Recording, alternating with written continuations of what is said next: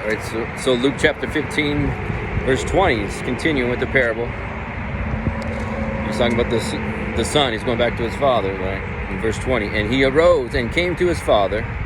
But when he was yet a great way off, his father saw him and had compassion and ran and fell on his neck and kissed him. Right? So it's completely opposite of what the son thought. The father ran out and greeted him and kissed him, and he was excited. He was so glad that he came back.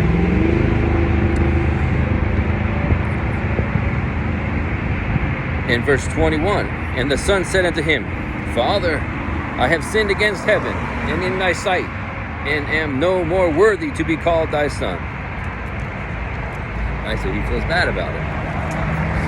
Right?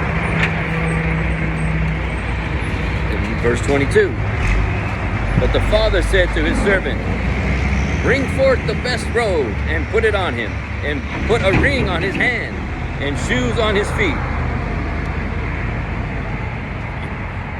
He said, let's get this guy, get back to where he used to be. Go get the robe. You know, put ring on his feet. This is my son. He's back. Shoes on his feet. Clean him up.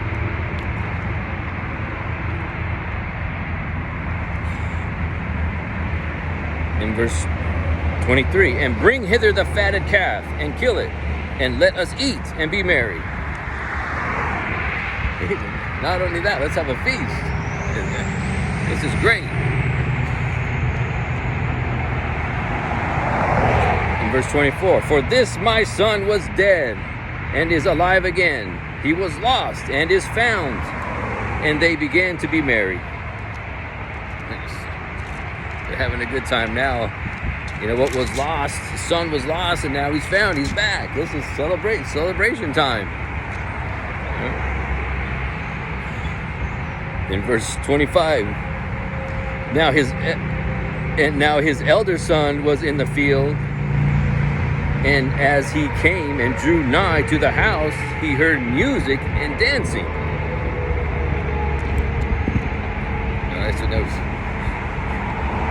he's talking about the older son that stayed there, doing the right thing.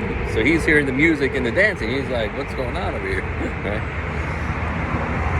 In verse 26. And he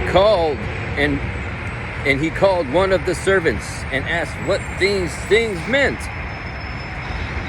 Right, so he's like, "What's going on here? Music and dancing. No one told me what's going on. Did I miss something?"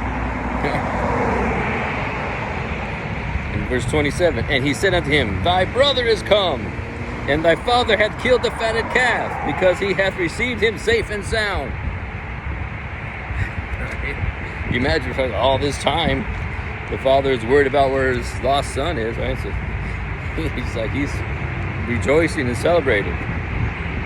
He's got him safe and sound back again. In verse 28, and he was angry and would not go in. Therefore came his father out and entreated him. All right, so the other son, he got angry, and he didn't want to go to the party. He didn't want to go to the celebration. Right, so the father goes out to him and asking him, having a conversation with him, what's going on?